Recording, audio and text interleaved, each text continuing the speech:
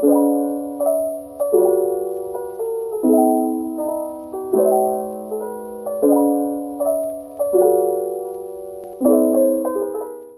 readers, Nova here. Today I'm going to be reading Nouns and Verbs Have a Field Day by Robin Pulver.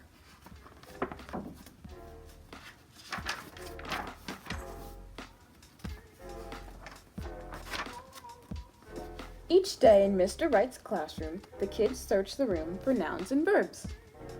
Nouns are names for people, places, and things. Verbs are where the action is. Who can find the most nouns? Who can find the most verbs? But one morning, Mr. Wright announced, "No time for nouns and verbs today. It's field day." "Hooray!" shouted the kids, and they raced outside. The door slammed behind them, leaving the nouns and verbs all aflutter. The words felt sentenced to a long, boring day without the kids. What's field day, they wondered. "Look," said a verb. "Window," said a noun. The words looked out the window and saw the kids on the playground. "Run, jump, hop, throw," said the verbs. "Play." "Games, races, contests," said the nouns. "Listen," said a verb. They heard kids whooping and hollering and laughing. "Fun," said a noun. The nouns and verbs wanted to play too. They wanted to have as much fun as the kids, so they decided to have their own field day. "Teams, pairs," said some nouns. "Choose," said a verb. When they picked teams, the nouns chose other nouns. Desk, crayon, book, and eraser insisted on being together. Cookies and milk paired up. So did paper and pencil. Glue, markers, and tape stuck together. Verbs wanted to be with each other, with other verbs. Push, pull, yank, and tow said they belonged together. Hop, skip, and jump chose one another. Shout wanted to be with cheer. Throw and catch refused to be separated. So did chew and eat. Long nouns were happiest with other long nouns. Pronouns stayed together, waiting their turn. Proper nouns made sure their team's name started with capital letters. Finally, the leader shouted, "Get ready, get set, go!"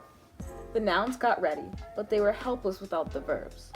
The verbs got set, but they couldn't do anything without the nouns. The nouns and verbs stared at one another. More than ever, they felt sentenced to a long, boring day without the kids.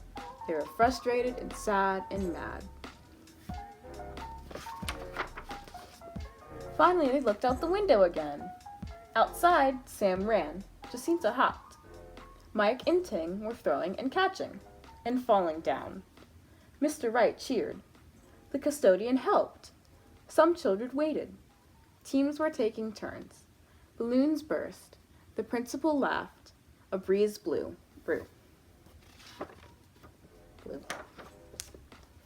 "We forgot," yelled a verb. "Our jobs," shouted a noun. "Things happen when we work together." "We need verbs," said the nouns. "We need nouns," said the verbs. Then they chose new teams and partners so they could have fun and play their own games. Then, get ready, get set, go! The nouns and verbs kicked off their own field day. Nouns and verbs played tug of words. Nouns and verbs played hide and seek. Simon Says spin around. Simon Says jump. Nouns and verbs played Simon Says. Kiss the fish. Nouns chose partners for the three-legged race. Then the new compound nouns teamed up with verbs. Nouns acted out verbs for the others to guess. The nouns and verbs had the time of their lives. Finally, they decided to show Mr. Wright's class how much fun nouns and verbs could be. They made up new games for the kids. They scrambled and juggled and twisted. They laughed themselves silly.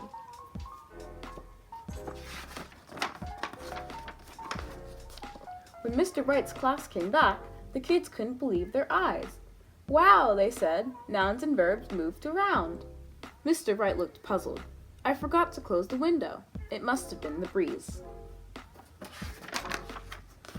But when Mr. Wright and his kids noticed the message on the board, they couldn't wait to have a different kind of field day, playing around with nouns and verbs. The end. Thank you so much for reading with me today. See you next time.